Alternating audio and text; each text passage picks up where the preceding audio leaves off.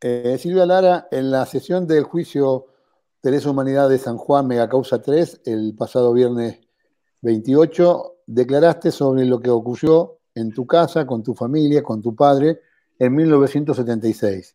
¿Te acordás Sí, en qué época fue? sí, me acuerdo porque yo había terminado de cursar recién el primer cuatrimestre de primer año de Ciencias Políticas y Ujú. todavía no iniciaba el segundo cuatrimestre, así que fue en julio eh, del 76, digamos, un viernes, eso sí lo tengo claro. Y bueno, ¿qué pasó? Que yo estaba en mi casa con mis hermanos más chicos, uno tenía 12 y el otro 14.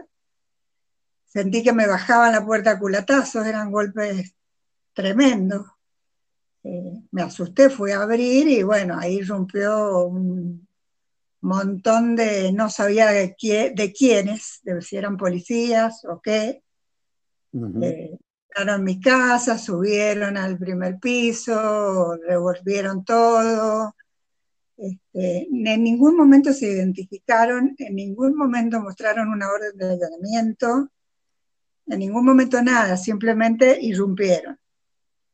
Eh, yo siempre cuento que mi hermano estaba enfermo, el que me sigue, el segundo, en el piso de arriba, en la habitación de mis padres, y lo despertaron a punta de armas, digamos, tenía 14 años. Y bueno, y fue así, revolvieron toda la casa, mis padres no estaban porque mi mamá siempre, los viernes tenían más o menos el mismo hábito. Mi mamá lo pasaba, buscaba a mi papá al cierre del negocio y salían. Por suerte, intuición paterna o no sé qué, mi papá quiso volver a la casa, bajo protesta de mi mamá porque se les iba a hacer tarde, etcétera, etcétera, pero dice, no, quiero ver cómo están. Y cuando llegó estaba cerrada la avenida 9 de Julio desde la calle Las Heras hasta Urquiza, había un operativo, tuvo que dejar el auto en Las Heras, vino caminando por la vereda y cuando llegó a la casa no lo dejaron entrar y él protestó, dijo, ¿cómo no me dejan entrar si esta es mi casa? Ah, ¿es su casa? Bueno, el celular. Había perros, celular, un despliegue policial impresionante, solo no lo dejaron entrar, directamente fue el celular, solo entró al rato mi mamá, que también vino detrás de él. Y bueno, ahí estábamos mi mamá y yo y mis dos hermanos menores, fueron bastante agresivos verbalmente. Mi mamá estaba en estado de crisis y preguntaba por qué nos trataban así. Le contestaron que no se quejara porque ella no sabía cómo trataban a los subversivos. Este, nos pasaba y nos decía van a ir todos en capacha. Yo en ese momento ni sabía que era capacha.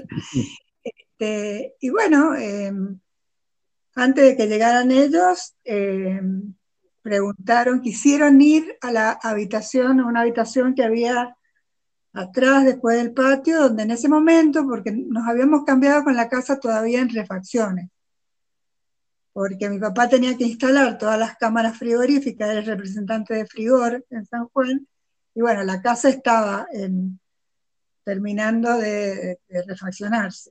Y ahí en esa piecita a veces trabajaba un metalúrgico, que era el que hacía las rejas y todo eso, los acompaño a ese lugar, no me dejan entrar, y de adentro salen con cartuchos explosivos.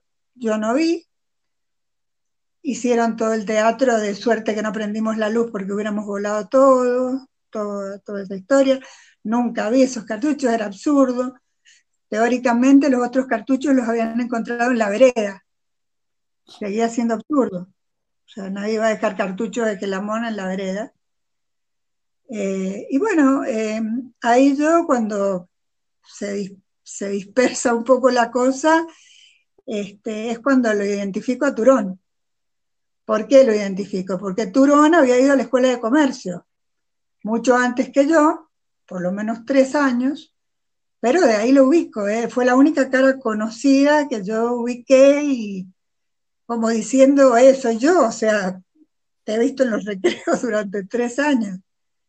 Turón en realidad era de la promoción de mi marido, en ese momento estaba en Córdoba, pero nunca fueron compañeros. En ese momento la escuela de comercio se dividía en francés e inglés. Mi marido fue inglés, Turón fue francés, o sea, nunca fueron compañeros de división. Se lo dije, le dije, yo a vos te conozco, vos fuiste a la escuela de comercio, yo no lo vi en una actitud subordinada, no lo vi en una actitud obediente, lo vi Mandando. mandando y decidiendo cosas, incluso decidía el acta, se pusieron en la cocina de mi casa con una máquina de escribir. Yo en ese momento, actualmente ni recordaba si había firmado o no el acta, porque era toda una situación de shock. Yo tenía 19 años, no entendía qué pasaba. Cuando yo veo que no, que estaba dentro mi mamá y no mi papá, le pregunto que dónde estaba. Y me dice, no sé, llegó antes, debe estar afuera. Entonces yo salgo a la puerta de mi casa, veo que hay un celular pegado en la puerta de mi casa, lo llamo y siento digamos que es un camión celular. un camión, no un teléfono, Claro. un celular con perros, con todo el circo. Lo llamo y siento que me contesta de adentro del celular. Entonces me vuelvo loca, no terminaba de entender qué estaba pasando. Le grito, ¿por qué te tienen ahí? Y me voy a arrimar al celular y los policías que estaban de guardia me apuntaron en la cabeza con un arma, etcétera, me hicieron volver adentro. Lo único que sentí que me decía mi papá es quédate tranquila. Eso fue lo único que me... Y bueno, y ahí se lo llevaron, hicieron esa famosa acta y se lo llevaron. Cuando yo le dije a Turón, yo te conozco, incluso mi hermano, que no ha podido declarar porque está recién salido de una operación oncológica y está en recuperación, él se acuerda con 12 años. Y bueno, se llevaron a mi papá, no supimos nunca por qué ni de dónde aparecieron esos cartuchos en la vereda, que me parecía hasta absurdo.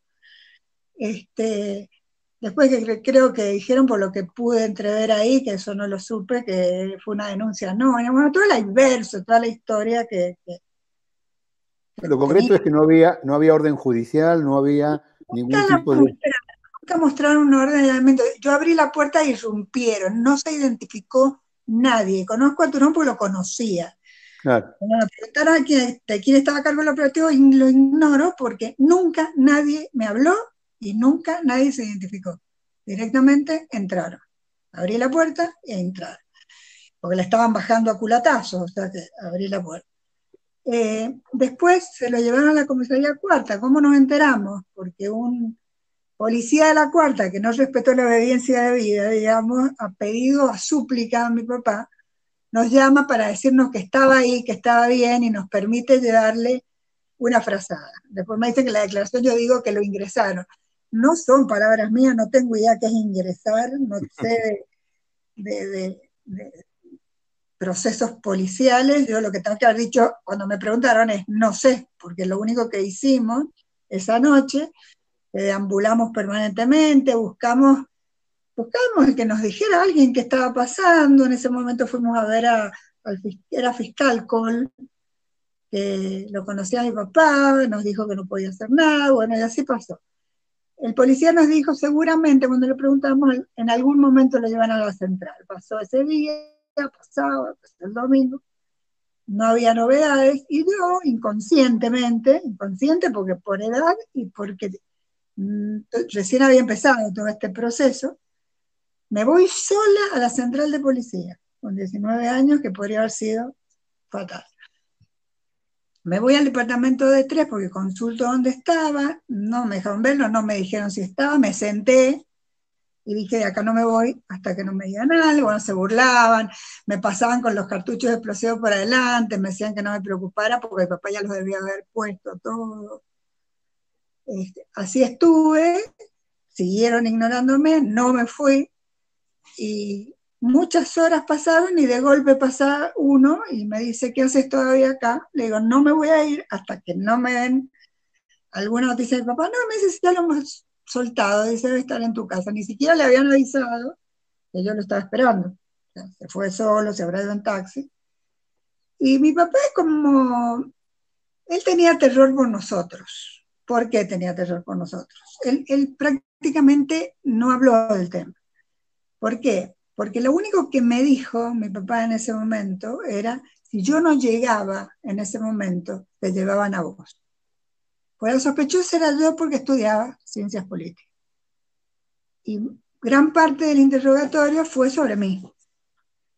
Entonces, bueno, digamos que fue un hecho con suerte, porque podría haber sido, si mi papá no llega en ese momento, bueno, me voy yo y ya sabemos con 19 años lo, lo que le pasó a muchos y lo que pudo llegar a pasar. Entonces, bueno, esos fueron los hechos. Mi papá, yo creo que por protección no ahondó en el tema. Yo tenía la rebeldía que se tiene a esa edad, entonces despotricaba contra los militares, después lo que había pasado, entonces creo que mi papá no quiso. Finalmente, nunca supe, mi papá falleció a los 52 años en el 86. Quizás si hubiera vivido más tiempo hubiera podido sentarme con él y que me contara más cosas que no contó en ese momento para no generar reacción, digamos, en mí. Mi mamá tampoco lo dijo nunca. Y bueno, ¿por qué declaro? Porque, ¿qué pasaba? No era que no era importante, pero frente a la tragedia que fue esto, y a los muertos que hubo, y a los torturados, pasó, bueno, también por pudor. Yo había zafado, era algo menor en consecuencia frente a todo lo que estaba pasando. Seguí mi vida y un día veo las denuncias contra Turón, que el abogado quiere enfocar el tema como un revanchismo mío. No es revanchismo, creo que confunde la situación, el pedido de justicia con la revancha. Yo no tengo nada más que eso contra Turón, no tengo ningún contacto con Turón. Y veo el reportaje en el diario, que no sabía quién era porque esa persona estaba de espaldas.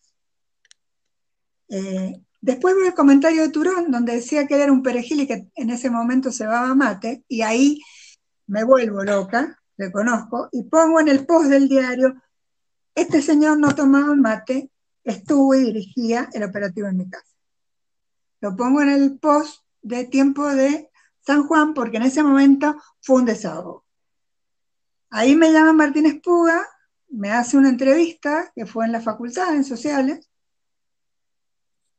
Yo ya había tomado la decisión de hacerlo formal, no quería que quedara como un comentario en un post de un diario. Máximo, si había denuncias contra él, que él rechazaba porque era un nene de pecho, se daba mate. Yo no lo vi ceder mate en mi casa. Entonces, coincidentemente con esa decisión mía, me llama, después de leer el diario, el fiscal Maldonado, y me pregunta si quiero hacer esa denuncia. Y le dije que sí. Y fui, y lo mismo que te estoy diciendo vos, la hice. ¿Por qué en ese momento? Porque creí que en ese momento, esto, que al lado de todo lo que había pasado, fue un hecho con suerte, podría no haber sido, pero fue con suerte. Yo pensé que en ese momento podía servir para aclarar algo, porque casualmente Turón está reconocido en un montón de operativos. Entonces el primero dice que es el primero, el segundo. Y bueno, concretamente yo creo que el juez tendría que haber parado de alguna manera este delirio del abogado. Fue un interrogatorio delirante. Se refiere al abogado, al defensor oficial, doctor Claro, Chernit. porque supongo que por algún contacto habría querido presumir eso de mi marido, que yo le dije que tenía algo contra Turón en la fiesta de egresado, aparte de misógino, con una estructura bastante machista. No, ni al caso. Primero, que nunca existió. O sea, no sé cuál es la relación que tiene que él en pareja, pero la relación de mi marido con la nuestra es totalmente respetuosa y autónoma. O sea, que yo haya denunciado a Turón no implicaba, de hecho fue. O sea, ¿de dónde deriva él que yo pueda haber estado molesta cuando ni siquiera era el grupo de compañeros más cercanos? Fue un delirio que me pareció una conversación de de chusmerío de barrio, o sea, fue una cosa de un nivel bajísimo. Después me dijo, quiso, cuando leyó que yo había puesto que él con su soberbia, no, ni me acuerdo, pero puedo haberlo puesto en algún comentario cuando él era candidato a diputado, quiso llevarlo por el revanchismo, y fue lo que le contesté. Si él pretende que a mí me guste que una persona que vulneró los derechos de mi familia, mi padre, nuestro, que actuó en una época de dictadura, se presente frescamente como diputado a la democracia, a título personal y profesional, le digo que me parece una contradicción. No, no me gusta. Realmente me molestó, me agravió el hecho de recordar todo eso y verlo aparecer como candidato a diputado. O sea, no hay para nada coherencia, porque si vos tenés tanto ganas de participar en política democrática, hubieras renunciado en la época donde esos procedimientos eran bastante oscuros. Entonces, hablar del revanchismo, y lógico, ¿qué quieren? Que tenga buena referencia y que quiera a Turón y que me encante que sea candidato a diputado. No, que me hizo pasar un momento que nunca olvidé en mi vida. Entonces, bueno, quiso llevarlo por el lado, supongo, del revanchismo. No, está confundiendo revanchismo con necesidad de justicia y que las cosas fueron como fueron. Y después, ¿a quién conocía? Si conocía a Margarita Camus, si conocía a Eloy Camus, si militaba o no militaba, ¿qué tendrá que ver? O sea, ¿cuál es si yo militara? No militaron porque lamentablemente en esa época fue una época difícil, y porque después no tengo una militancia partidaria, sí tengo una militancia ideológica en cuanto a ideas e ideales que defiendo, y eso va más allá de una militancia partidaria y lo que me da coherencia. Yo siempre digo que resisto archivo, difícilmente van a ver, porque mi militancia es con ideales y conceptos, no es con partidos. Pero no tiene nada que ver. Margarita Camus, Margarita, como le dije, no me voy a rogar la amistad de Margarita Camus, pero tengo respeto, y obviamente que la conozco si estoy en la Universidad Nacional de San Juan. Y es una persona pública, o sea, es más fácil conocerla que no conocer. ignorarla. Y con Eloy Camus, sinceramente, nunca en mi vida he hablado. Entonces fue que el juez tibiamente dijo 3 veces, ¿qué tiene que ver con lo que pasó hace 40 años? Realmente no tuvo nada que ver con lo que había pasado. Lo que él estaba sondeando y cuestionando era mi denuncia, pero no lo que había pasado hace 40 años. Entonces, bueno, así fue, y sí, cuando me dijo que yo dije que era soberbio, cuando lo vi, ahí realmente me enojé y dije, si usted pretende que a mí me guste esto, no me gusta. Me gusta la coherencia en la gente, no me gusta. Y bueno, y eso fue todo. Supongo que con Margarita me habrá preguntado, porque habrá pensado que me habrá mandado Margarita. Lamentablemente hace mucho tiempo que no la veo, está enferma, pero bueno. Pero bueno, esa fue la cuestión. No me arrepiento de haberlo denunciado. Yo consideré que servía para ver cómo actuaba él. No lo vi cebando mate en mi casa. Era uno más. No me contestó cuando le dije que lo conocía. Y así fue, pero me pareció muy lamentable el interrogatorio del defensor oficial.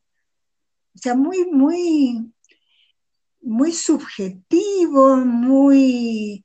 Me hubiera preguntado por qué denuncié, me hubiera contestado, como lo acabo de decir. Ahora, ¿te sirvió haber declarado el juicio ayer? ¿Te sentís más? Sí, me empezó a servir, que ahí me di cuenta lo fuerte que son estas vivencias. No quiero ni pensar cuando sufrís tortura, desaparecés o buscas a alguien que desaparecido. La primera catarsis la sentí cuando fui e hice la denuncia. Ahí me di cuenta que fue como vivir todo de nuevo, realmente fue una catarsis, fue un desahogo. Y declarar ahora también, porque en el fondo, o sea, fue una cosa que siempre tuve presente, que no olvidé, que moldeó muchas de las cosas que pienso y siento. Eh, Fue consistente también. Yo empecé a estudiar ciencias políticas en el 76. O sea, había de alguna manera una acción contestataria y todo eso que pasó me la sigo reafirmando. O sea, que fue una parte importante de mi vida y también lo hice en honor a mi viejo, porque él no lo pudo hacer. Mi mamá, el día que hice la denuncia, pobre, mi mamá falleció ahora en abril. El día que hice la denuncia temblaba porque era una generación del pánico. ¿Por qué lo hiciste? Mirá si te pasa algo. Y yo le dije, mira, no tengo miedo. O sea, no, todo esto se pudo actuar a partir del miedo. Y la estigmatización, porque te imaginas que además de todo lo que pasó, se cerró un montón de cuadras frente al lugar donde vos vivís para hacer un operativo en una época donde el algo habrá hecho. Claro. Algo habrán hecho. O Sí, sea sí, que sí. además del shock de lo que pasó, existió toda. Escúchame, usemos la lógica. Un lugar donde encuentran explosivos. ¿Sale la persona a los 3, 4 días? No, por Está supuesto que no. indicando ¿Cómo me preguntó si yo sabía cuál era la importancia de la ley en cuanto a explosivos? Otra incongruencia. Yo le dije, no sé ni tengo que saberlo, pero supongo que en esa época mucho más que ahora, pero evidentemente no es tan importante porque mi papá salió a los 3 días. Claro, claro. Y nunca hubo un proceso judicial posterior. Nunca, nunca lo citaron más para nada. Eso más obvio que hubo una prueba plantada, que se equivocaron, que se excedieron, lo que fuera. Escúchame. Y lo que le conté, que eso creo que no se lo esperaba, porque yo nunca lo había declarado, cuando me preguntó si alguna vez, porque de alguna manera supongo que ha querido deslindar que después de eso nunca más nos molestaron. Me preguntó si nunca más se habían puesto en contacto con él, con nosotros, qué sé yo. Yo le dije que sí, habían ido a manguear helado. Después del operativo, fueron a que donar helado para una fiesta. Entonces sí, se conectaron para eso. O sea, por un lado lo metieron y lo desaparecieron 3 días, por otro lado fueron a exigir que donara helado. Una semana después. Y nunca dieron ninguna explicación. Ninguna. A mí y a mi padre no le dieron nunca ninguna explicación. Ellos dicen que está en el juez, que fue una denuncia, que estaba bajo. Bueno, nunca hubo un proceso, ni un cierre de proceso, Claro. ni nada. No hubo más nada. Y a nosotros nos jorobaron la vida. O sea, nos generaron un pánico y un shock, porque es grande el shock de ver que se meten en tu casa con armas largas. No sabes quiénes son encima. Con 2 chicos chicos, yo de 19 años, solos. Así que bueno, fue lamentablemente, como yo siempre digo, la característica de esa época es que tu vida era una ruleta rusa. Podía salir bien, podía salir el tiro o no. Eso es la gran diferencia entre dictadura y democracia. Tu vida depende de la suerte que tengas, como la de tanto, o de la mala suerte. Así que bueno, esa fue la historia.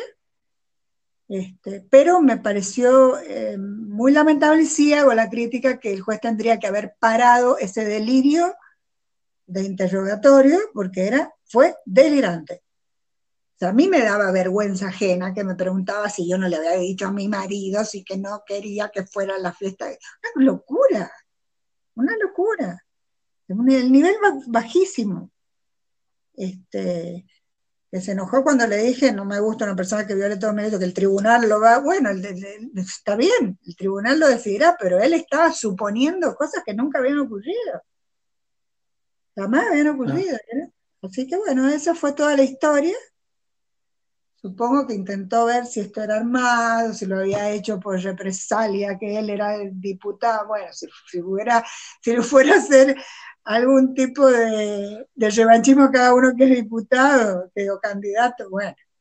Pero fue burdo. encontré eso, lo de la librería. Yo me lo encontré 3 veces lo vi después de eso. En la librería Guzmán, que entré y estaba de ropa de fajina, y me fui porque se iba a armar un lío. Estábamos él y yo solo frente a frente. Conté hasta 20, di vuelta y me fui porque a enfriarme un poco porque le iba a decir unas cuantas cosas.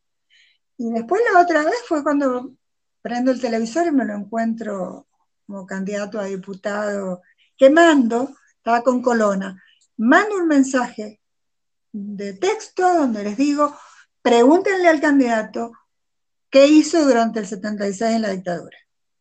O sea que ya estaba esa cosa. Y obviamente cuando el tipo empieza a aparecer, obviamente que a vos se te reaviva todo y te da mucha impotencia. Yo llegué a pensar que era la única a la que Turón le había llenado la casa. Hasta que empiezo a ver todas las denuncias, digo, no, esto lo tengo que oficializar de alguna manera porque no es una cosa para que quede en un comentario de un diario.